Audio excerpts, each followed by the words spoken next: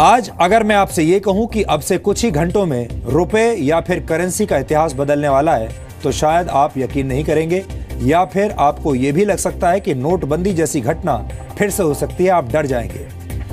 लेकिन खबर यह है कि करेंसी से जुड़ी यह घटना भारत में नहीं बल्कि जापान में होने वाली है। जापान 1 अप्रैल से बिटकॉइन को कानूनी रूप से मान्यता देने जा रहा है। FSA यानी जापान की फाइनेंशियल सर्विसेज एजेंसी ने आधिकारिक रूप से इसकी पुष्टि की है। इसका मतलब यह है कि आप जापान में किसी भी तरह की खरीदारी के लिए बिटकॉइन का इस्तेमाल कर सकते हैं। बिटकॉइन के बारे में DNA में हम पहले भी बता चुके हैं, लेकिन जो दर्शक बिटकॉइन के बारे में अब भी नहीं जानते हैं, उनके मन में यह सवाल जरूर उठ रहा होगा कि आखिर ये बिटकॉइन होता क्या है। हम आपको इसके बारे में बहुत ही संक्षेप में समझा देते हैं। बिटकॉइन एक ऐसी डिजिटल करेंसी है जो ना तो किसी को दिखाई देती है और ना ही इसे कोई छू सकता है, यानी ये फिजिकल नहीं है।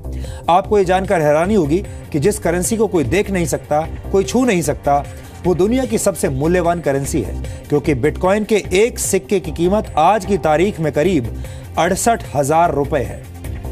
अब आप ये जानना चाह रहे होंगे कि आखिर ये बिटकॉइन कैसे काम करता है। बिटकॉइन दुनिया की पहली डिसेंट्रलाइज्ड क्रिप्टो करेंसी है जो खास तौर पर डिजिटल दुनिया के लिए बनाई गई है। बिटकॉइन का इस्तेमाल पूरी दुनिया में कभी भी और कहीं भी किया जा सकता है। बिटकॉइन के जरिए कोई भी व्यक्ति दुनिया में किसी भी व्यक्ति को रकम भेज सकता है, और सबसे बड़ी बात यह है कि इसके लिए किसी बैंक या थर्ड पार्टी एजेंसी की मदद नहीं लेनी होती।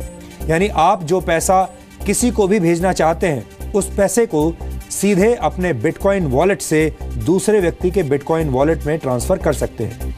दुनिया भर में इस वक्त लाखों लोग साधारण करेंसी की जगह बिटकॉइन का इस्तेमाल कर रहे हैं। फिलहाल दुनिया में पैसों के कानूनी लेन देन के लिए बैंक्स का इस्तेमाल करना पड़ता है, लेकिन बिटकॉइन एक ऐसी व्यवस्था है जिस पर किसी एजेंसी या सरकार का नियंत्रण नहीं है। बिटकॉइन के तहत लेन देन सीधे 2 लोगों के बीच होता है और इसमें बैंक इन्वॉल्व नहीं होता। यह लेन देन पूरी तरह से एनक्रिप्टेड होता है, यानी ये पैसों के लेन देन का एक सुरक्षित और सुपरफास्ट तरीका है, और ये पूरी तरह से गुप्त है। हालांकि इस करेंसी के अपने खतरे भी हैं। ये पूरी तरह सुरक्षित नहीं है। अगर बिटकॉइन से जुड़ी कोई गड़बड़ हो जाती है तो किसी दोषी व्यक्ति को पकड़ना बहुत मुश्किल है। इसके लिए आप किसी सुरक्षा एजेंसी, किसी न्यायालय या सरकार के पास या किसी बैंक के पास नहीं जा सकते। कहीं कोई सुनवाई नहीं है, क्योंकि बिटकॉइन बैंक पर निर्भर है ही नहीं। सरकार का नियंत्रण ना होने की वजह से इस करेंसी की वैल्यू ऊपर नीचे होती रहती है और उसका कोई फिक्स्ड मैकेनिज्म नहीं है। लोग गलत कामों के लिए और प्रतिबंधित वस्तुएं खरीदने के लिए भी बिटकॉइन का इस्तेमाल कर रहे हैं, इसलिए इसे इस्तेमाल करना रिस्की है।